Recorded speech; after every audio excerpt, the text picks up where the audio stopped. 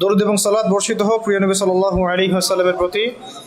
সংক্ষিপ্ত আকারে দরুদ পড়ি। আল্লাহুম্মা সাল্লি ওয়া সাল্লিম আলা নবিয়িনা মুহাম্মদ ওয়া আলা আলিহি ওয়া আসহাবিহি আজমাইন। উপস্থিতি, এই পর্যন্ত আমরা যে বিষয়গুলো আলোচনা করেছি সেটা হলো আইয়ামে জাহিলিয়াতের জাহালাত সমূহ এবং সেই জাহালাতগুলো বর্তমান সমাজে, রাষ্ট্রে এবং বিশ্বে মৌজুদ আছে কি না এর একটা পর্যালোচনা। এর পাশাপাশি আমরা আলোচনা করেছি সেই জাহালাতগুলো থেকে বের হওয়ার জন্যে আল্লাহ রাব্বুল আলামিন নবী সাল্লাল্লাহু আলাইহি ওয়াসাল্লামকে দীর্ঘ 23 বছর কোরআনুল কারীম এবং সুন্নাহ এর মানদণ্ডে এমন একটা পথ ও পদ্ধতি বা নীতিমালা, রূপরেখা আল্লাহ পাক দান করেছেন, যেই মশাল হাতে নিয়ে নবী সাল্লাল্লাহু আলাইহি ওয়াসাল্লাম আইয়ামে জাহিলিয়াতের অন্ধকারগুলো দূর করেছেন। একটা আলোকিত সমাজ শুধু বিনির্মাণ করেন নাই, বরং প্রতিষ্ঠা করেছেন, যেটার ফল আমরা এখন পর্যন্ত ভোগ করছি। আমরা এটাও আইডেন্টিফাই করলাম যে ওই জাহালাতগুলো বর্তমান বিশ্বের মধ্যে আছে কিনা, বর্তমানে আমাদের সমাজে এবং রাষ্ট্রে আছে কিনা, এবং এগুলো থেকে বের হওয়ার জন্য সিরাতের আদলে মানে সিরাতের সুন্নাতে আমরা কিভাবে আমাদের কর্মসূচি প্রণয়ন করলে আজও সেই ওহির জ্ঞানের আলোকে চলমান জাহালাতগুলোকে মোকাবেলা করতে পারবো এবং সেগুলোকে দূর করে একটা আলোকিত সমাজ বিনির্মাণ করতে পারবো, এই পথ পদ্ধতির উপর এখানে আলোচনা হয়েছে ইনশাআল্লাহ। যার মূল কেন্দ্রটাই হবে ইলম অর্জন বা জ্ঞানতাত্ত্বিক একটা বিপ্লব বা রেভলিউশন। জ্ঞানের পাশাপাশি প্রয়োজন হবে ওলামায়ে কেরামের সোহবত, প্রয়োজন হবে জ্ঞান অনুযায়ী আমল মানে ইলম অনুযায়ী আমল, প্রয়োজন হবে তাজকিয়া বা আত্মশুদ্ধি, প্রয়োজন হবে আমর বিল মারুফ সৎ কাজে আদেশ, ওয়া নাহি আনিল মুনকার অসৎ কাজে নিষেধ, প্রয়োজন হবে হালাল অর্থনীতি, আদর্শ পরিবার এবং ব্যাপক দাওয়াতের মধ্য দিয়ে চেষ্টা করতে হবে যাতে আমরা একটা ইসলামী রাষ্ট্র কায়েম করতে পারি। এবং প্রয়োজনে দাওয়াতের পাশাপাশি আমাদেরকে সর্বাত্মক প্রস্তুতি রাখতে হবে অন্যায়ের প্রতিবাদ করার। এবং অন্যায়ের প্রতিবাদের বিভিন্ন স্রোত আছে, স্বার্থ থাকলে, সামর্থ্য থাকলে হাত দিয়ে, সেটা না থাকলে অন্তত জবান দিয়ে, সেটাও না থাকলে অন্তত পক্ষে কলব দিয়ে ঘৃণা করতে হবে। আর ইনশাআল্লাহ তাআলা আমরা যদি একটা মদিনা রাষ্ট্রের কাঠামোতে যেতে পারি তাহলে ইনশাআল্লাহ তাআলা দাওয়াতের সাথে, তাবলীগের সাথে, গাজওয়া এবং সারিয়া এবং জিহাদের মধ্য দিয়ে আমরা মক্কা বিজয় পর্যন্ত যাব ইনশাআল্লাহ। যেটা আজ হোক আর কাল হোক, এই বিশ্ববাসী দেখবেই যে ইনশাআল্লাহ মুসলিমরা বাইতুল মাকদিস জয় করেছে। এটাতে সন্দেহের কোনো অবকাশ নাই, এবং এই কথাগুলো বলতে কারো হীনমন্য হওয়া উচিত নয়। আমরা এটাও জেনেছি এর আগের সেশনে যে দাওয়াত দেওয়ার সময় আংশিক দাওয়াত দিব না, বরং পরিপূর্ণ দাওয়াত দেওয়ার চেষ্টা করব, সত্য স্পষ্ট করব, এবং এই দাওয়াতের ফলশ্রুতিতে যদি আমাদের উপরে কোনো জুলুম, নির্যাতন, নিপীড়ন নেমে আসে সেক্ষেত্রে সবর করব। এবং জুলুমের ভাষা যেমন হবে প্রতিবাদের ভাষাও কেমন হবে। যদি আমরা দুর্বল থাকি তাহলে সবর, আর শক্তিশালী হলে প্রতিরোধ। শক্তিশালী হলে কি? প্রতিরোধ। সবরের ফলেও ফলাফল আসে, আবার প্রতিরোধের ফলেও ফলাফল আসে। সবরের ফলে ফলাফল আসে এর প্রমাণ বিগত 15 বছর, আর প্রতিরোধের ফলে যে ফলাফল আসে এর প্রমাণ হচ্ছে বিগত জুলাই আন্দোলন, তাই না? সবরের ফলে যে ফলাফল আসে এর প্রমাণ হচ্ছে বিগত 15 বছর ওলামায়ে কেরামের সবর, দাওয়াত, তাবলীগ, মেহনত, জেল, গুম, কত কিছু, তাই না? এগুলো তো সবরের নিদর্শন। এই সময়গুলো আমাদেরকে সেই বেলাল রাদিয়াল্লাহু আনহুর কথা মনে করিয়ে দিচ্ছে, সুহাইব রুমি রাদিয়াল্লাহু আনহুর কথা মনে করিয়ে দিচ্ছে, তাই না? সুমাইয়া রাদিয়াল্লাহু আনহার কথা স্মরণ করিয়ে দিচ্ছে। এরকম অগণিত সাহাবী, আম্মার রাদিয়াল্লাহু আনহু, মুসআব ইবনে উমাইর, আবু বকর as-সিদ্দিক, উসমান বিন আফফান, তো এই যে বড় বড় সাহাবী, তাদের কথা আমাদেরকে স্মরণ করাচ্ছে এই সবরগুলো। আবার জুলুমের প্রতিবাদের যদি ভাষা বেছে নেওয়া হয়, জুলুমের বিরুদ্ধে প্রতিবাদের ভাষা বেছে নিলেও যে ফলাফল আসে তারও প্রমাণ আমরা দেখলাম যে হ্যাঁ, এই পদ্ধতিতেও কাজ হয়। কিন্তু আফসোসের বিষয় হচ্ছে ওই যে শুরুতে বলেছি যে আমরা শুধুমাত্র ধর্মীয় জীবনে শিরকে লিপ্ত নই, বরং আমরা রাজনীতি, অর্থনীতি, শিক্ষা, সংস্কৃতি প্রত্যেকটা সেক্টরেই শিরক এবং কুফরের মধ্যে আছি। তো একটা অন্যতম রাজনৈতিক শিরক কুফর, তাগুত এবং কি বলবো যে চিন্তার দর্শনের পার্থক্য, দ্বৈনতা হচ্ছে এমন যে আমি নোট করে নিয়ে আসছি যে গণতান্ত্রিক পদ্ধতিতে, তথাকথিত গণতান্ত্রিক পদ্ধতিতে যদি কেউ প্রতিবাদের ভাষা বেছে নেয়, রাজপথে নেমে পড়ে, ঠিক আছে, মারে এবং মরে। আবার বলছি, তথাকথিত গণতান্ত্রিক পদ্ধতিতে কেউ যদি প্রতিবাদের ভাষা বেছে নেয়, রাজপথে নেমে পড়ে, হাতে ছোটোখাটো তুলে নেয়, ঠিক আছে, এবং নিজেও মারে এবং মরে, তো গণতান্ত্রিক পদ্ধতিতে আমরা তাদেরকে কখনো বলি না। কিন্তু এর যদি 10 ভাগের 1 ভাগও দাড়ি টুপিওয়ালা মানুষেরা করতেন, রাজপথে নেমে হালকা পাতলা কিছু অস্ত্র হাতে নিয়ে অন্যায়ের প্রতিবাদ করতেন এবং মারতেন এবং মরতেন, তখন দাড়ি টুপিওয়ালা মানুষদেরই এক শ্রেণী আবার ওই দাড়ি টুপিওয়ালাদেরকেই বলতেন, আর বাকিরা তো বলতোই, বিশ্ব মিডিয়া তোলপাড় হয়ে যেত। তাই এই হলো জাহালাত। দেখুন, তবে ওই ভাষায় যে কাজ হয় এটার প্রমাণ কিন্তু বিগত জুলাই বিপ্লব। কাজ তো হয়েছে নাকি? আমরা কিন্তু কেউ ছাত্র ভাইদের এই বিপ্লবকে সমালোচনা করছি না, তাদের এই অভ্যুত্থানের সমালোচনা কিন্তু আমরা কেউ করছি না। তাদেরকে কেউ বলেছে তারা এই কাজটা যদি আমরা করতাম রাস্তায় নেমে, তাহলে কি হতো কি না? আমরা তো করিনি, শুধু এতটুকু বলেছিলাম যে দিন কায়েম হয় দাওয়াত এবং মধ্য দিয়ে। তাতেই তো এই শব্দগুলো যারা বলেছে তারা ওই বেলাল রাদিয়াল্লাহু আনহুর মতো স্যাক্রিফাইস করতে হয়েছে, সুমাইয়া রাদিয়াল্লাহু আনহার মতো শহীদ হতে হয়েছে, কারো কাঁধে 10টা 20টা 50টা মামলা ঝুলছে, ঠিক আছে, কাউকে 10 বছর 12 বছর 3 বছর 5 বছর জেলে পচে মরতে হলো। এখনও যে কত কি হচ্ছে এগুলো তো আমরা সবাই জানি। তো এই যে দেখুন বৈষম্য, তাই না, ন্যায় বিচারের বৈষম্য, সত্য গ্রহণের বৈষম্য, এই বৈষম্যগুলো দূর করতেও ইলমের দরকার। আমরা যদি সিরাতের ভাষায় কথা বলতাম এবং তাবলীগের সাথে, দাওয়াতের সাথে আমরা বলতাম, এতটুকু বলতাম যে অন্যায়ের প্রতিবাদ করা উচিত, যেখানে জুলুম হবে তার প্রতিরোধ করা উচিত, শুধু প্রতিরোধ করা উচিত, তাহলে আমাদেরকে বিশ্ব মিডিয়ায় একেবারে বলে তুলকালাম করে ফেলত, তাই না? করেছে, করতো, ভবিষ্যতেও করবে।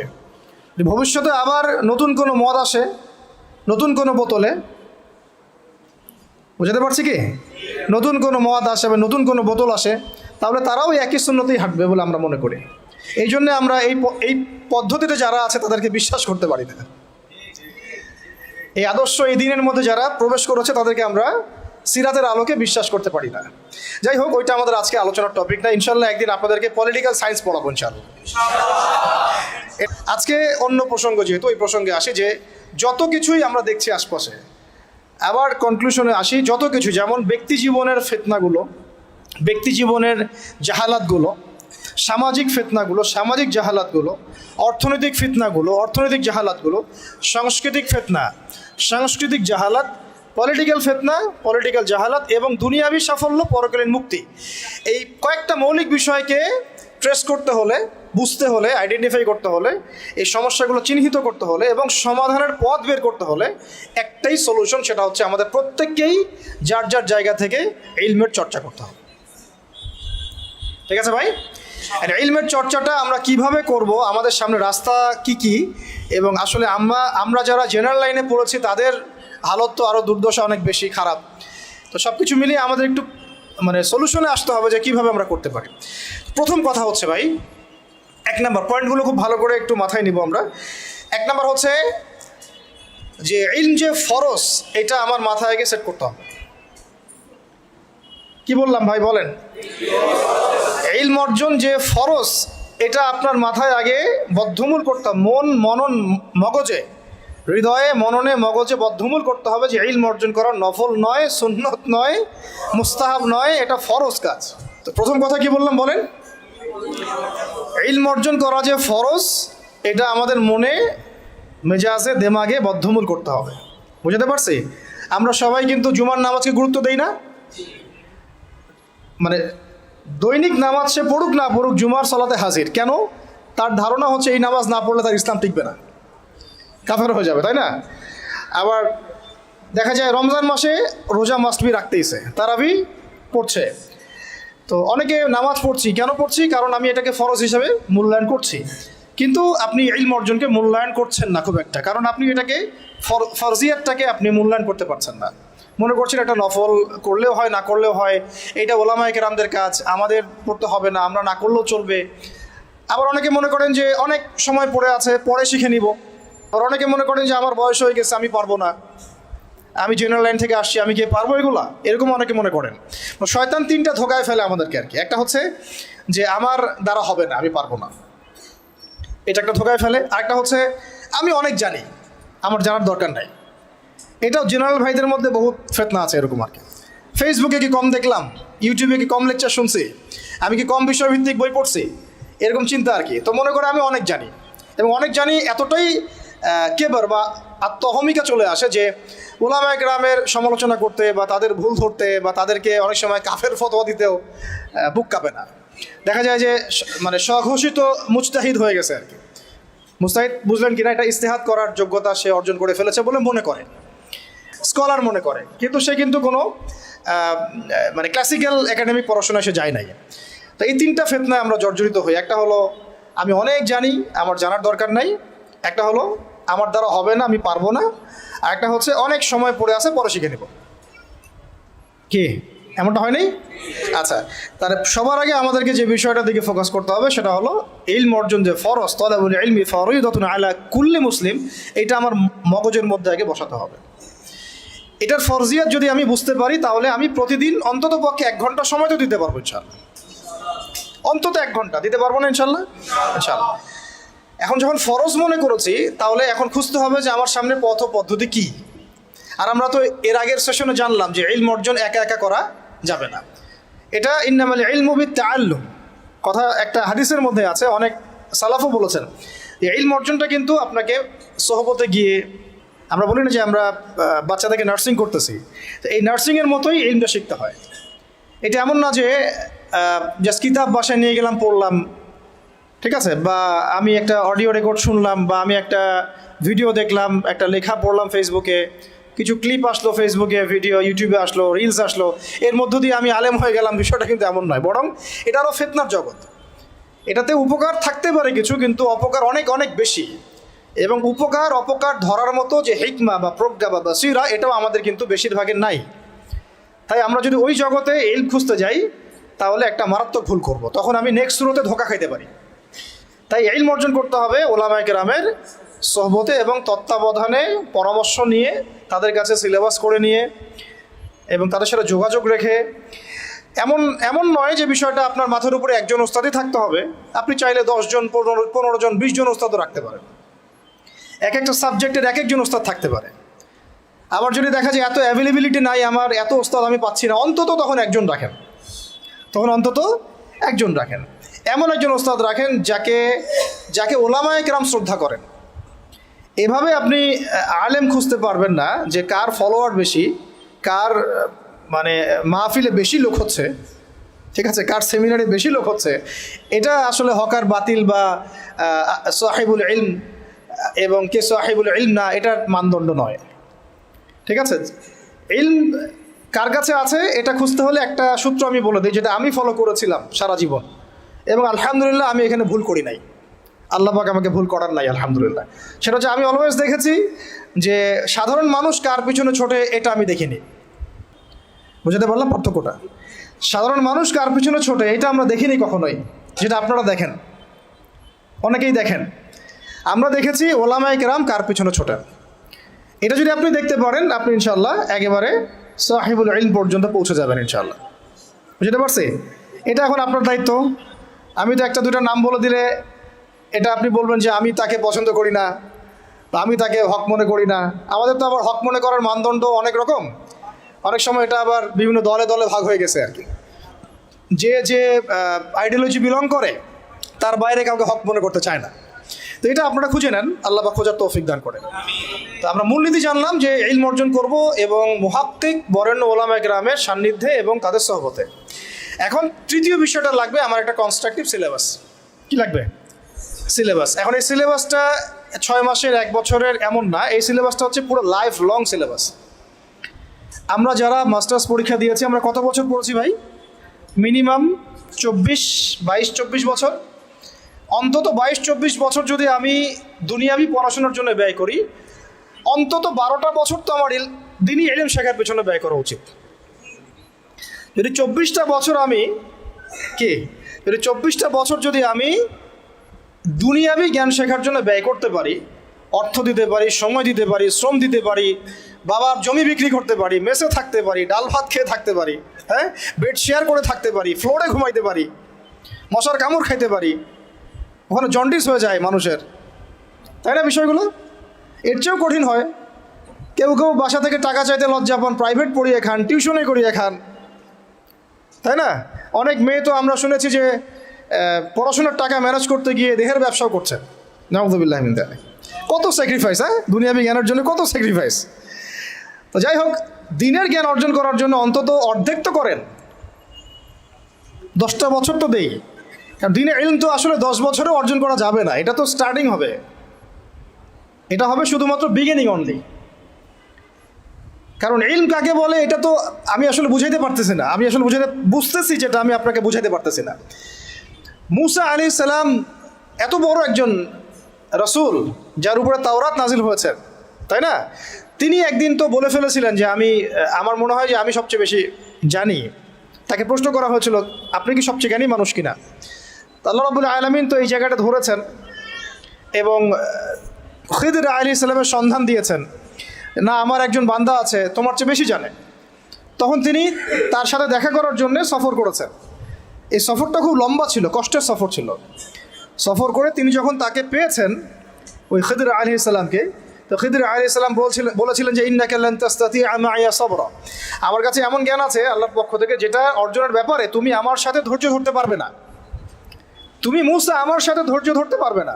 নবীকে বলা হচ্ছে এই কথাটা, আরেকজন নবীকে বলা হচ্ছে তোমার চেয়েও জ্ঞানী মানুষ আছে, এবং তার নাম খিদর আলাইহিস সালাম। তার ব্যাপারে আল্লাহ পাক বলছেন ওয়া আল্লামনাহু মিন লাদুন্না ইলমা, আমি আল্লাহ তাকে আমার পক্ষ থেকে জ্ঞান শিক্ষা দিয়েছে। মানে আল্লাহ পাক তার পক্ষ থেকে তাকে জ্ঞান শিক্ষা দিয়েছেন। এবং তারা যখন ওই যে বোটে নৌকার করে সফর করছিলেন, তখন একটা পাখি এসে একটু পানি খেয়ে চলে যায়। তখন খিদর আলাইহিস সালাম বলেছিলেন যে এই যে পাখিটা যতটুকু পানি নিয়েছে, এই যে পাখিটা যতটুকু পানি নিয়ে গেছে এখান থেকে, এই পুরো কায়নাতের যে জ্ঞান, মানুষের অন্য মাখলুকের যত জ্ঞান আছে, তোমার আমার যত জ্ঞান ওই পানিটুকুর মতো। আর এই যে পুরো দেখছো তুমি নদী এবং সাগর যত কিছু আছে, এটা হলো আল্লাহ রাব্বুল আলামিনের জ্ঞান। তো আমরা তো জ্ঞান কি ওটা বুঝাতে পারতেছি না। এই জন্য দেখবেন যে যত বড় আলেম হয় সে তত বিনয় হয় এবং তত বেশি সে মানে বইয়ের পোকা হয়ে যায়। আমাদের ওস্তাদদেরকে আমরা দেখেছি যে বই ছাড়া তারা তো মনে হয় 1 ঘন্টাও সময় অপচয় করেন না। কিতাব থাকেই হাতে অথবা সাথে ব্যাগে, চলতে ফিরতে খালি বই পড়ছেন আর পড়ছেন। তো এটা একটা সুরত। তাহলে আমরা বুঝলাম যে জ্ঞানের কোনো শেষ নাই। তাহলে যেহেতু কোনো শেষ নাই এবং জ্ঞানের মূল উৎস আল্লাহ রাব্বুল আলামিন, তাহলে এটা একটা লাইফ লং প্রসেস।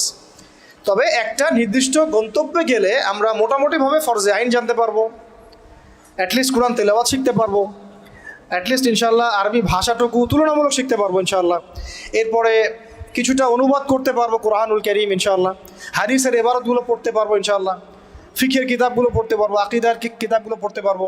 আশা করা যায় ওই পর্যায়ে গেলে আমি তখন আরও বড় কিছু করার জন্য ফিকির করতে পারবো। তো ওই লেভেল পর্যন্ত তো আমাকে যেতে হবে, তাই না? আচ্ছা, এখন আসেন এই লেভেল পর্যন্ত যাওয়া আমাদের এই সোসাইটির কথা বলছি আর কি, আমাদের জন্য কতটা সহজ বা কতটা কঠিন। ঠিক আছে, তাহলে জানলাম ইলম অর্জন করতে হবে, ফরজিয়াত আছে, ওলামা কেরামের সোহবতে করতে হবে, এটা খুবই বেশি জরুরি। একা একা করা যাবে না, একা একা করলে আপনি আহলে ফেসবুক ওয়াল জামায়াত হয়ে যাবেন, ঠিক আছে, এবং আপনি তখন স্বঘোষিত আমিরও হয়ে যেতে পারেন। ঠিক আছে, আল্লাহ পাক আমাদেরকে এইসব ফিতনা থেকে হেফাজত করে না। সোহবত লাগবে এবং সোহবতটা একটা লং প্রসেস। এটা 1 দিন 2 দিন 1 বছর 2 বছরের না, সারা জীবন লেগে থাকে আর কি। যদি আমাদের হায়াত আল্লাহ পাক আমাদেরকে আরও যদি 20-30 বছর বাঁচিয়ে রাখেন, মানে 30 বছরই আমাকে লেগে থাকতে হবে, ব্যাপারটা এরকম আর কি। আল্লাহ পাক যেন আমাদেরকে ইলমের পথে দীর্ঘমেয়াদী হায়াত নসিব করে নেন। এরপরে আসেন, আমরা জানলাম যে এখন শিখতে হবে কি, অন্তত পক্ষে আল কোরআনুল কারীমের বিশুদ্ধ তিলাওয়াত, তারপরে আরবি ভাষা, কোরআনুল কারীমের যে ব্যাকরণ, এতটুকু ব্যাকরণ, অনুবাদ, পাশাপাশি হাদিসের কিতাব পড়ার যোগ্যতা অর্জন করা, ফরজে আইনের জ্ঞান তো অর্জন করবেনই, ফিকহের জ্ঞান অর্জন করা, আকিদার জ্ঞান অর্জন করা, সিরাত, গুরুত্বপূর্ণ সাবজেক্ট কি সিরাতের জ্ঞান অর্জন করা, ইসলামের ইতিহাসের জ্ঞান অর্জন করা, ইসলামী অর্থনীতির জ্ঞান অর্জন করা, এবং এর পাশাপাশি বর্তমান বিশ্বের অর্থনীতি, বিশ্ব ব্যবস্থা, ভূগোল, হ্যাঁ, ভূ রাজনীতি, এগুলো আমাদের তো জানা আছে মোটামুটি, যেহেতু আমরা জেনারেল ব্যাকগ্রাউন্ড থেকে আসছি। এগুলো তো ইউনিভার্সিটিতে পড়েছেন মাশাআল্লাহ। এমনকি ইউনিভার্সিটিতে আপনারা অনেকে ওয়েস্টার্ন ফিলোসফি পড়েছেন, আমার চেয়ে আপনারা ভালো জানেন। অনেকে ম্যাথামেটিক্সে এখানে আছেন, অনার্স মাস্টার্স করেছেন, কেমিস্ট্রিতে আছেন, ফিজিক্সে আছেন, অনেক বড় বড় জায়গা থেকে মানুষ এসেছেন, এমবিবিএস ডক্টরও আছেন। তো এই পড়াশোনা তো মাশাআল্লাহ আপনার আছেই। এখন কোনটা ল্যাকিংস? ইসলামিক বেসিক পড়াশোনার ল্যাকিংস আছে, তাই তো? এখন আমাদের সামনে দুটো রাস্তা। একটা হচ্ছে বাংলাদেশের শিক্ষা সিস্টেমটা আপনি দেখবেন দুই ভাগে বিভক্ত আর কি। একটা ভাগ হচ্ছে মাদ্রাসা শিক্ষা ব্যবস্থা, একটা হলো জেনারেল শিক্ষা ব্যবস্থা। এখন মাদ্রাসা শিক্ষা ব্যবস্থা তাদের মতো করে তারা সাজিয়ে নিয়েছেন, এবং এটার মধ্যে মাশাআল্লাহ যা আছে তার বেশিরভাগই কি আমাদের সবার জন্য উপকারী। হয়তো মাদ্রাসা শিক্ষার কারিকুলামে জেনারেল শিক্ষার কিছু সাবজেক্ট নাই, যেমন ধরেন ফিজিক্স নাই, বা সায়েন্সের বেসিক সায়েন্সগুলো নাই, ইংরেজি হয়তো সব জায়গায় বাধ্যতামূলক না, কিছু কিছু জায়গায় হয়তো আছে, তারপরে ভূরাজনৈতিক প্রেক্ষাপটগুলো নাই, ইকোনমিক্সের পড়াশোনাটা কম। মানে যে পড়াশোনাগুলো এখন ওয়ার্ল্ডকে ডিল করতে প্রয়োজন হচ্ছে, এগুলো কিছু কিছু ক্ষেত্রে কোনো কোনো মাদ্রাসায় নাই। আর যে মাদ্রাসাগুলো পুরোপুরি আধ্যাত্মিক, ঠিক আছে, ইলম এবং তাসাউফে পরিপূর্ণ, ওই মাদ্রাসাগুলোতে এই সাবজেক্টগুলোর প্রয়োজনও নাই। কারণ ওইটা যদি ওখানে ঢুকানো হয় তখন সেখানকার রুহানিয়াত নষ্ট হয়ে যাবে। এই সেন্সে ওগুলো এভাবে আছে, এটা পারফেক্ট আছে। হয়তো তারা যখন আলেম হয়ে যাবেন, দাওরা হাদিস পাশ করবেন, মানে ইফতা দিয়ে ফেলবেন, এরপরেও তারা চাইলে কিন্তু ইংরেজিতে একটা কোর্স করতে পারেন, আইসিডির কোর্স করতে পারেন, তাই না, কম্পিউটার সায়েন্সের কোর্স করতে পারেন। এভাবে তারা তাদের সেলফ স্কিল ডেভেলপমেন্ট করতে পারেন। তো ওই দিকে তাদেরকে আর কোনো রকম চাপ দেওয়ার সুযোগ নাই, বা দেওয়ার দরকারও নেই, উচিত না। আমাদের দিকে আসেন, বাকি সাবজেক্ট আরেকটা ডিপার্টমেন্ট হচ্ছে জেনারেল ডিপার্টমেন্ট, তাই না? তো এখন আমাকে একটা প্রশ্ন উত্তর দেন যে মাদ্রাসা ব্যাকগ্রাউন্ডের স্টুডেন্টদের সংখ্যা বেশি না জেনারেল ব্যাকগ্রাউন্ডের স্টুডেন্টের সংখ্যা বেশি? আচ্ছা, কোনো জরিপ আছে আপনাদের কাছে কত পার্সেন্ট বেশি? কোনো আইডিয়া আছে যে আমাদের মাদ্রাসা ব্যাকগ্রাউন্ডের স্টুডেন্ট সংখ্যা কত এবং জেনারেল ব্যাকগ্রাউন্ড স্টুডেন্টের সংখ্যা কত? জি, মোটামুটি কাছাকাছি গিয়েছেন আপনি। 25% আমাদের দেশে মাদ্রাসা ব্যাকগ্রাউন্ডের মানুষ আছে। কত পার্সেন্ট? 25%। 75% হচ্ছে আমাদের জেনারেল ব্যাকগ্রাউন্ডের মানুষ। আরেকটা বিষয় নোটিস করেন, সেটা হচ্ছে বাংলাদেশের পলিটিক্স, বাংলাদেশের সংবিধান, বাংলাদেশের সংসদ সদস্য, এমপি মন্ত্রীরা, অর্থনীতির সিস্টেম, ব্যাংকার, ফাইন্যান্স যারা ডিল করেন, গার্মেন্টস সেক্টর যারা ডিল করেন, যারা সমাজের নেতৃত্ব দিচ্ছেন, ঠিক আছে, তারা সবাই, তাদের দেখা যায় 98%ই জেনারেল ব্যাকগ্রাউন্ড থেকে আসছেন, ঠিক আছে? আচ্ছা, বাকি 25% মানুষ আমাদের মাদ্রাসা ব্যাকগ্রাউন্ডের সাথে সম্পৃক্ত। এখান থেকে ওলামায়ে কেরাম প্রডিউস হচ্ছেন, তারা আমাদেরকে নীতি, নৈতিকতা, দিন, ইসলাম এগুলো শিখাচ্ছেন। একটা জিনিস আপনি খেয়াল করেন, যদি আপনি কোনো আলেমকে বলেন যে আপনারা হয়তো 10 জন আছেন, এখানে 10 জনের মধ্যে ধরেন যে 8 জন হচ্ছে আলেম বা মাদ্রাসা ব্যাকগ্রাউন্ডের, 2 জন হচ্ছে জেনারেল ব্যাকগ্রাউন্ডের, কখনোই 2 জন জেনারেল ব্যাকগ্রাউন্ডের কাউকে ওলামায়ে কেরাম ইমামতির দায়িত্ব দিবেন না। দিবেন কি? নামাজির ইমামতের দায়িত্ব দিবেন? কেন দিবেন না? কারণ তারা খুব ভালো করেই জানেন এটা অনেক সমস্যা হতে পারে, তিলাওয়াতে ভুল হতে পারে, অর্থ বিকৃত হয়ে যেতে পারে, বা তার চেয়ে অনেক যোগ্য ব্যক্তি সামনে আছেন, তাই তো? দেখেন, মসজিদের ইমামতির দায়িত্বের ক্ষেত্রে আমরা জেনারেল ব্যাকগ্রাউন্ডের মানুষকে কিন্তু অতটা প্রায়োরিটি দিব না। স্বাভাবিক, যত ভালোই তেলাওয়াত আপনি করেন না কেন, যত ভালোই আপনি মানে কোরআনের হিফজ করেন না কেন, দেখা যাবে যে না, সেখানে ওলামায়ে কেরামদেরকেই প্রাধান্য দেওয়া হবে। এটা দেওয়াই উচিত, এটাই স্বাভাবিক, এটাই হবে। কিন্তু আমার একটা প্রশ্ন আছে, মসজিদ, মাদ্রাসা, ওয়াজ মাহফিলের প্যান্ডেল, লেকচারের এই মানে ডায়াসগুলো, এই জায়গাগুলোতে দেখা যাচ্ছে আমরা জেনারেল ব্যাকগ্রাউন্ডের মানুষদেরকে অতটা প্রায়োরিটি দিচ্ছি না, সঙ্গত কারণেই দিচ্ছি না। কিন্তু আবার রাষ্ট্রের অনেক বড় বড় সেক্টর, যেগুলো রাষ্ট্রের সবচেয়ে বড় বড় department, for example medical sector, for example finance, garments sector, economic sector এবং সবচেয়ে বড় কথা হচ্ছে শিক্ষা সিস্টেম, শিক্ষা কমিশন, এমপি মিনিস্টার্স এবং পার্লামেন্ট, এই সমস্ত সেক্টরে আমরা জেনারেলদের হাতে দায়িত্ব দিয়ে নিশ্চিন্তে ঘুমাচ্ছি, তাই না বিষয়টা? অথচ রাষ্ট্রের এটা হচ্ছে 80% সেক্টর। তাহলে এখানে আমার একটা প্রশ্ন হচ্ছে যে কেন আমরা দিন শিখে ওই সব সেক্টরগুলোতে যাব না? আর যদি এই সেক্টরগুলো জেনারেল ভাইদেরকেই ডিল করতে হয় তাহলে কেন তাদেরকে দিন শেখাবো না? আমার কোশ্চেন আর কি।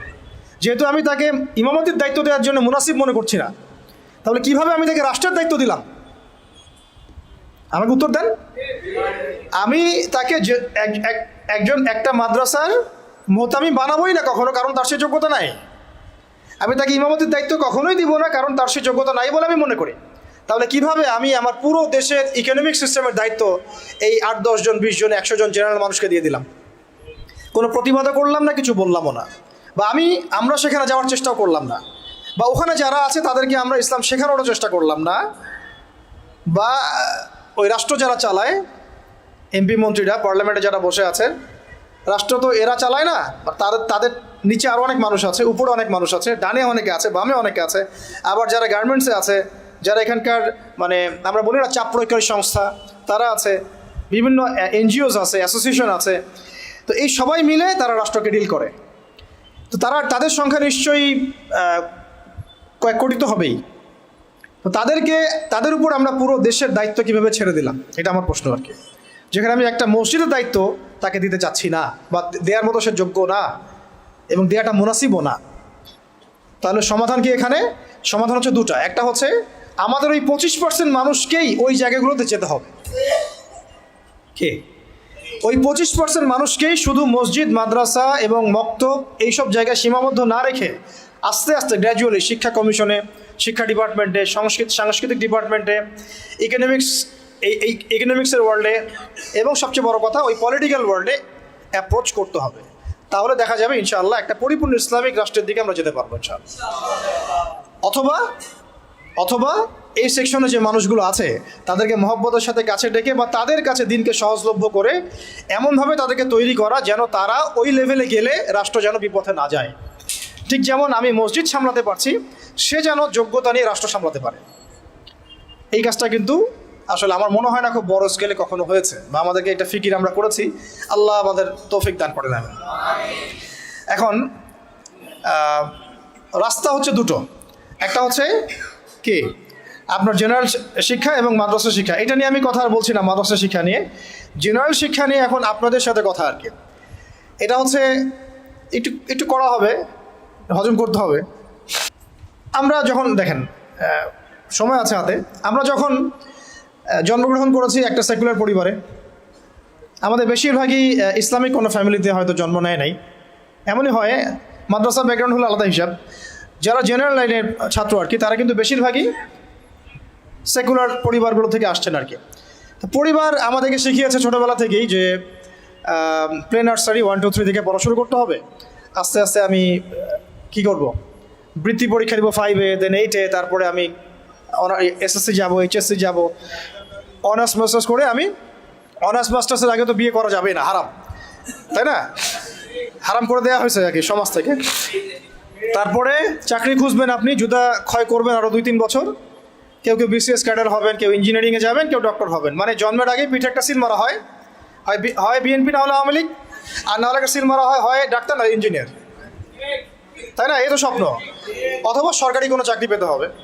এইভাবে এই মেজাজে কিন্তু আমাদেরকে গড়ে তোলা হয়েছে। তো এইভাবেই চলছিল, সব কিছু চলছে বিগত প্রায় 40-50 বছর থেকে এইভাবেই চলছে। জেনারেল লাইনের পড়াশোনাগুলোর কথা বলছি আর কি। এর আগের অবস্থা যদি এমন ছিল না, আর ওই সময় জেনারেল লাইনের পড়াশোনার মধ্যেও ইসলামিক অনেক বিষয় ছিল, যেটা আস্তে আস্তে বিভিন্ন সরকার এসে তাগুদ এসে এটাকে সরিয়ে দিয়েছে। এখন এই সিস্টেমের মধ্যে বুকে হাত দিয়ে বলেন তো ভাই, যে আপনারা কত বছর পড়াশোনা করেছেন? মিনিমাম 20 বছর, মিনিমাম 20 বছর। এবং প্রত্যেকটা ক্লাসে আপনাদেরকে 8টা-10টা করে বই পড়ানো হয়েছে, আমাদেরকে পড়ানো হয়েছে। এবং এই বইগুলোর মধ্যে বেসিক ইসলাম তো কখনো ছিলই না। আমরা প্রাইমারি পাস করেছি, ক্লাস 5 পর্যন্ত। প্রাইমারি পাস করা বাংলাদেশের কোটি কোটি স্টুডেন্টকে যদি আপনি সূরা ফাতিহার তিলাওয়াত ধরেন, তারা বলতে পারবে না। এটা বাস্তবতা। প্রাইমারি পাস করা ছেলে বাংলাদেশে হয়তো কয়েক কোটি হবে, তাদেরকে যদি আপনি শুধুমাত্র কোরআন তেলাওয়াতটা ধরেন বিশুদ্ধ করে, তাদের বেশিরভাগই পারবে না। আমি চ্যালেঞ্জ করতেছি, যারা পারবে তারা শিখেছে কোনো মক্তবে বা কোনো মাদ্রাসায় বা কোনো হুজুরের কাছে, তারা ইনস্টিটিউশনালি শেখে নাই, একাডেমিক্যালি শেখে নাই, তাদের সিলেবাসে এটা ছিল না, এখনও নাই, পরিবর্তিত বাংলাদেশেও নাই, ভবিষ্যতে যারা সরকারে আসবে তারাও রাখবে কিনা আমরা জানি না। অথচ এটা নাকি মুসলিম কান্ট্রি এবং 16 কোটি নাকি আমরা মুসলিম, এটা নাকি ইসলামিক কান্ট্রি। ইসলামিক কান্ট্রির শিক্ষা ব্যবস্থায় প্রাইমারি স্কুল পর্যন্ত আমার বাচ্চা কোরআন তেলাওয়াত শিখতে পারেনি, আমরাও পারি নাই। আমাদের বাবা মা আমাদেরকে শিখিয়েছেন কোনো কওমি মাদ্রাসার আলেমের কাছে বা মক্তবে, আগে পড়েছি আমরা মক্তবে, তারপরে কওমি মাদ্রাসা যাওয়া আসা করতে করতে তেলাওয়াত শিখেছি, ওটা স্কুলে আমরা শিখি নাই। কোরআন বাদ দিয়ে সবই শিখেছি স্কুলে, অঙ্ক, বাংলা, ইংরেজি, সমাজ বিজ্ঞান, ধর্ম, সবই, এমনকি শারীরিক শিক্ষা। আমার তো মনে আছে আমাদের প্রাইমারি স্কুলে তখন সঙ্গীত একটা সাবজেক্ট ছিল, চারুকারুকলা একটা সাবজেক্ট ছিল। তো তাহলে আমরা সব শিখছি, ললিত কলা পর্যন্ত শেখানো হচ্ছে, কিন্তু সেখানে কোরআন নাই। মানে খাদ্য, বস্ত্র, বাসস্থান, শিক্ষা, চিকিৎসার মৌলিক যে চাহিদাগুলো, এর মধ্যে কোরআন স্থান পায় নাই, নাউযুবিল্লাহ। মানে কোরআন মুসলিমদের মৌলিক অধিকার নয়, তারা এটাই বোঝাতে চাচ্ছে। তা আমি বললাম না শুরুতে যে এই রাষ্ট্র শুধু পলিটিক্যালি সেকুলার রাষ্ট্র নয়, বরং এটা এডুকেশনালিও এটা একটা সেকুলার রাষ্ট্র, ইকোনমিক্যালি এটা একটা সেকুলার রাষ্ট্র, শুধুমাত্র পলিটিক্যালি এটা একটা সেকুলার রাষ্ট্র নয়, শিক্ষা ব্যবস্থায়ও এটা সেকুলার। আচ্ছা, এরপরে আপনি যদি এই প্রাইমারি স্কুলের সমস্ত শিক্ষকদেরকেও বসান, দেখবেন শিক্ষকরা পর্যন্ত কোরআন তেলাওয়াত করতে পারছে না, বেশিরভাগে তারা জাতির শিক্ষক। হাই স্কুলে চলে যান, আমরা হাই স্কুলে পড়েছি না ভাই, মিনিমাম 8টা বই তো ছিল কাঁধে, ওই ছোটোবেলায় ব্যাগটা ঘরে ধরিয়ে দেওয়া হতো, 8টা-10টা বই, তারপরে খাতা থাকতো, ডায়েরি থাকতো, কোরআন থাকতো কি বলেন, কায়দাটাও কি ছিল, আম্মা পাড়াও কখনো ছিল, একটা ধর্ম বই ছিল, ইসলাম ধর্ম। পরে রেজিম এসে ওটাকে দিয়েছিল ইসলাম ও নৈতিক শিক্ষা। তার কাছে মনে হচ্ছিল যে ইসলাম নৈতিক না, নৈতিক যোগ করতে হবে, নাউযুবিল্লাহি মিন যালিক, সে নৈতিক শব্দ যোগ করেছিল আর কি, মনে আছে কিনা ভুলে গেছেন? আচ্ছা, তো আমাদের ওই ব্যাগের মধ্যে কোরআন ছিল না। এখন ছিল না তার মানে দেখেন, ক্লাস 6 থেকে, প্রাইমারি শেষ, ক্লাস 6 থেকে নিয়ে 10 পর্যন্ত আপনি কি এই 5-6 বছরে 6টা সূরা মুখস্থ করছেন কিনা বলেন? স্কুলে হাই স্কুলে করেছেন না? আর বাকি কী কী সাবজেক্ট পড়েছি এটা তো আপনারা জানেন, ফিজিক্স, কেমিস্ট্রি, বায়োলজি ওখানে অ্যাড হয়ে গেছে। পর্যায় সারণী আমাদের ভাইদের মুখস্থ, hydrogen, helium, lithium, beryllium, boron, carbon, nitrogen, আর কি রে, ফ্লোরিন, নিয়ম, হ্যাঁ ভুলে গেছি আমি, এইটা মুখস্থ ছিল আমারও। পদার্থবিজ্ঞানের যে আপনার কি সূত্রগুলো আছে, একেবারে E=mc² পর্যন্ত সব মুখস্থ আমাদের। হায়ার ম্যাথ কঠিন সাবজেক্ট ছিল না, হায়ার ম্যাথের সব সূত্র আমাদের মুখস্থ, ত্রিকোণমিতি, পরিমিতি সব গিলা শেষ। এদিকে বাংলা বই খুললে দেখা যায় বঙ্কিমচন্দ্র, শরৎচন্দ্র, হ্যাঁ, তারপরে আরও কত চন্দ্র, সব চন্দ্রই। আপনারা পড়েন না এগুলা? সবাই পড়ছেন, এটা তো হাসার বিষয় না, আমরা সবাই পড়ছি। এখন আমাদের ছেলেমেয়েরা পড়তেছে, চেঞ্জ হয়েছে নাকি এগুলা? এখানে আমাদের সময় তো একটা গদ্য ছিল মহানবী, ওইটাও পরে উঠাই দেওয়া হলো, ছিল কবিতা ওমরে ফারুক, কাজী নজরুল ইসলামের, ওইটা উঠাই দেওয়া হলো। মাইনাস করতে করতে করতে করতে একেবারে প্রথমে দেখেন রাজনৈতিক পশ্চিমা মতাদর্শ ঢুকিয়ে দিয়েছে, মানে দেশ থেকে রাজনৈতিক অবস্থান থেকে ইসলাম মাইনাস। তারপরে অর্থনীতির মধ্যে সুদ ঢুকাই দিল, অর্থনীতির মধ্যে থেকে ইসলাম মাইনাস। তারপরে সংস্কৃতির মধ্যে দিয়ে দিল যে বিজাতীয় সংস্কৃতি, ভারতীয় সংস্কৃতি, পশ্চিমা সংস্কৃতির মধ্যে থেকে ইসলাম মাইনাস। এরপরে শিক্ষায় হাত দিল, শিক্ষায় হাত দিয়ে আস্তে আস্তে মাইনাস করতে করতে করতে এখন শরীফ থেকে শরীফা, এই জায়গায় নিয়ে আসছে আর কি আপনাদেরকে, আমাদেরকে আর কি। এই হলো শিক্ষা ব্যবস্থা কোন দেশের, যে দেশের 90% মানুষ নাকি মুসলিম বাই বার্থ। আমরা ইসলাম মানে মুসলিম পরিবারে জন্মগ্রহণ করতে পেরেছি। তো তাহলে ইসলামের হালতটা আমরা বোঝার চেষ্টা করি, কি অবস্থা চলছে। মানে আমরা তো অনেক সময় মনে করি, এটা একটু বোঝেন, আমরা অনেক সময় মনে করি কি যে আমার এই ভাই, ওই ভাই, আমরা একটা কমিউনিটির মধ্যে আছি, পুরো দেশটাই মনে হয় আমাদের মতো। আসলে এই ক্যাপটিভ ওয়ার্ল্ড থেকে বের হয়ে যখন আপনি সামাজিকভাবে ডিল করতে যাবেন, দেখবেন সমাজে রন্ধ্রে রন্ধ্রে জাহিলিয়াতগুলো ঢুকে আছে। আমার ঘর থেকে বাইরে বের হন, তারপর দেখেন সমাজটা কেমন, মসজিদ থেকে বাইরে বের হন, দেখেন সমাজটা কেমন। আপনি বড় বড় কর্পোরেট ওয়ার্ল্ডগুলোতে ঢুকে দেখেন কি পরিমাণ খেয়ানত আর দুর্নীতি। পলিটিক্যাল জগতে ঢুকেন তাহলে বুঝবেন যে মানুষ কত খারাপ হইতে পারে, কত জালেম হইতে পারে। প্রশাসনের মধ্যে ঢুকেন তাহলে বুঝবেন কিভাবে মানুষ এত বড় বড় খুনি হইতে পারে। তো আমাদেরকে ক্যাপটিভ চিন্তা থেকে বের হতে হবে। আল্লাহ পাক আমাদেরকে তৌফিক দান করেন। এটা আপনারা পারবেন, বিকজ আপনারা এই ওয়ার্ল্ডগুলো ডিল করেন। যদি আপনারা ইসলামিক জ্ঞানে আলোকিত হন তাহলে আপনাদের দ্বারা সম্ভব ইনশাআল্লাহ। তা আমরা দোয়া করি আল্লাহ পাক যেন তৌফিক দান করেন। তো এটা গেল হাই স্কুল। আচ্ছা, হাই স্কুলে তো A+ তো সবাই অটো পাস নাকি না? আচ্ছা, এবার আসেন হাই স্কুলের এই সবগুলো বাচ্চাকে যদি আপনি একটা জায়গায় বসান, তাদের 90% সূরা ফাতিহা বিশুদ্ধ করে পড়তে পারবে না। আমি চ্যালেঞ্জ করতেছি, যারা পারবে তারা কোথায় শিখছে? শিখেছে হয়তো মক্তবে অথবা মাদ্রাসায় বা বাসায় কোনো টিচার রেখেছে, বা 3 দিন তাবলিগ জামাতে সময় দিয়েছে, এক চিল্লা দিয়েছে এক ভাই, ওই চিল্লাতে শিখে ফেলছে। স্কুল তাকে শেখাতে পারে নাই, ব্যর্থ, পুরো সিস্টেমই ব্যর্থ।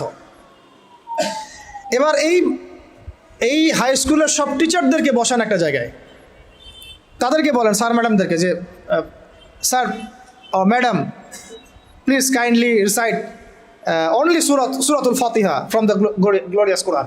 এতটুকু বলেন যে ভাই, স্যার বা ম্যাডাম, আপনি শুধু কোরআন থেকে সূরাতুল ফাতিহাটা আমাদেরকে বিশুদ্ধ করে তেলাওয়াত করে শোনান। দেখেন আপনি 80% টিচার পারে কিনা।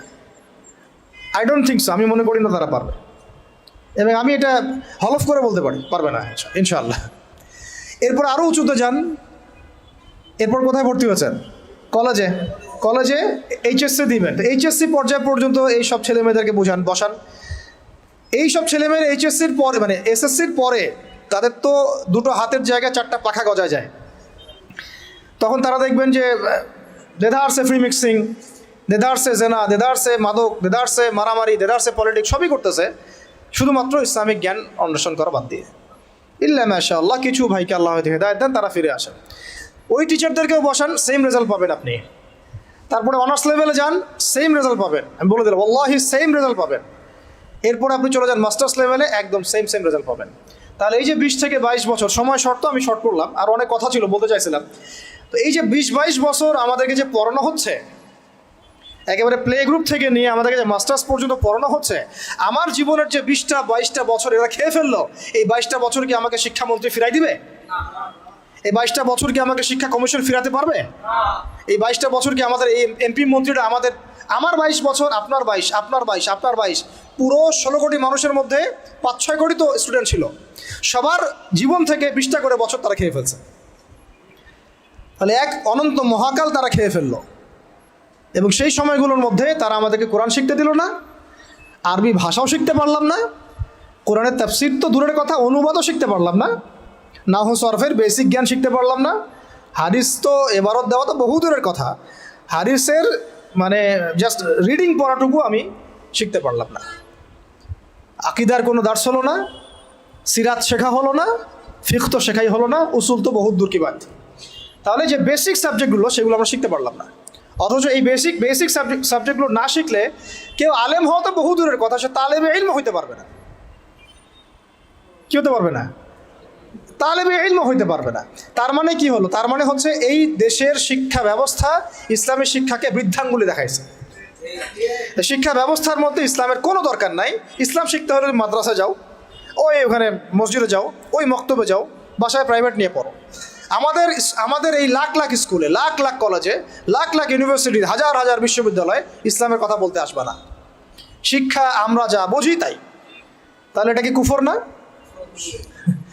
আল্লাহ পাক যে জ্ঞানের মূল উৎস, আল্লাহ রাব্বুল আলামিন যে বলে আল্লামাল ইনসানা মা লাম ইয়ালাম, আল্লামাল ইনসানা মা লাম ইয়ালাম, আমি মানুষকে সেই জ্ঞান শিক্ষা দিয়েছি যা মানুষ জানতো না। তাহলে জ্ঞানের মূল উৎস আল্লাহ। তো আল্লাহকে ডিনাই করে, আল্লাহকে অস্বীকার করে যে শিক্ষা সিস্টেম চলেছে, এটা কি ইমানের উপর চলেছে না কুফরের উপর চলেছে?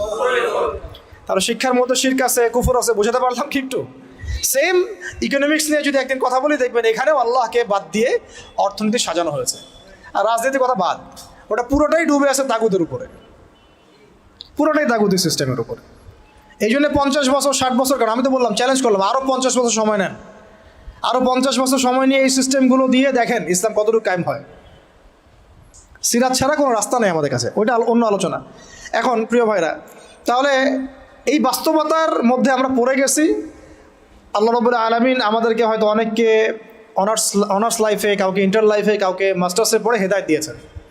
এই তো হয়তো কারো হেদায়েতের মাধ্যম হচ্ছে তাবলিগ জামাত, কারো হেদায়েতের মাধ্যম হচ্ছে অনলাইনে কোনো লেকচার, কারো হয়তো জীবনে কোনো ধাক্কা, হ্যাঁ, কারো হয়তো কি একাকিত্ব, কারো হয়তো বেকারত্ব, এক একজনের এক এক স্রোতে হেদায়েত কিন্তু এসেছে।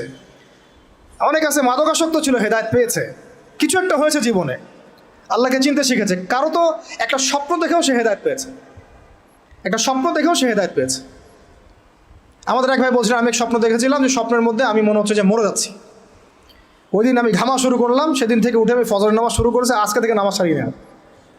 এমন অনেক ভাই কিন্তু আছে, মানে আমি বোঝাতে চাচ্ছি এক এক মানুষকে আল্লাহ এক এক স্রোতে হেদায়েত দিয়েছেন। কাউকে একটা দার্সে বসে হেদায়েত দিয়েছেন, কেউ মিডিয়ার মাধ্যমে পেয়েছে, কেউ কোনো বই পড়ে পেয়েছে। এখন কথা হচ্ছে আমরা পেয়েছি কত বছর পরে, 25, 26, কারো বয়স 25, কারো 26, কারো 30, কারো 20, কারো আরও বেশি, কেউ তো হয়তো এখনও পান নাই, এমন অনেকে আছেন।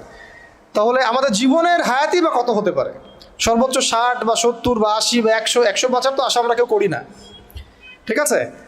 গড় আয়ু এই উম্মার 60 বছর থেকে 65 বছর। এখন তাহলে বাকি আছে কতটুকু? যদি ধরি 20 বছর 25 বছর, তাহলে এখনও যদি এই বাকি 20 বছর আমি দিনের জ্ঞান শেখার জন্য ওয়াকফ করতে না পারি, তাহলে আমার চেয়ে বোকা পৃথিবীতে দ্বিতীয় কোনো মানুষ নাই। এই চেতনা জাগ্রত করার জন্যে এতগুলো কথা বলা, যে এখনও যদি আমরা ওই আগে যেভাবে 25 বছর 30 বছর কাটিয়ে এসেছি, সেম স্টাইলে যদি কাটাতে চান ওই 3টা ধোকায় পড়ে, তাহলে ওয়াল্লাহি আমার আপনার মতো বোকা এবং আহাম্মক মানুষ পৃথিবীতে আর কেউ নাই। তাহলে বাকি সময়টুকু কাজে লাগাই ইনশাল্লাহ। তো এটাই আমাদের ফিকির, আমাদের লক্ষ্য, যাতে এখন যারা জেনারেল শিক্ষিত ভাইরা আছেন তাদেরকে যেন ফিরিয়ে আনা যায় এবং একটা সিলেবাস কেন্দ্রিক পড়াশোনা করানো যায়, যাতে তারা অন্তত তালেবে ইলম হয়। এটা অনলাইনেও সম্ভব, অফলাইনেও সম্ভব। দুটার সুরতে আমরা রেখেছি। মাগরিবের পর আমি বলবো ইনশাল্লাহ যে আমাদের অনলাইন সুরতগুলো কি, অফলাইন সুরতগুলো কি, ঠিক আছে? আর দিনী বোনদের জন্য সেম ব্যবস্থা থাকবে। আর আমাদের বাচ্চাদের জন্য আমরা কিছু ফিকির করেছি, এই ফিকিরগুলো নিয়ে আমরা ইনশাল্লাহ মাগরিবের পর আলোচনা করবো, ঠিক আছে ইনশাল্লাহ।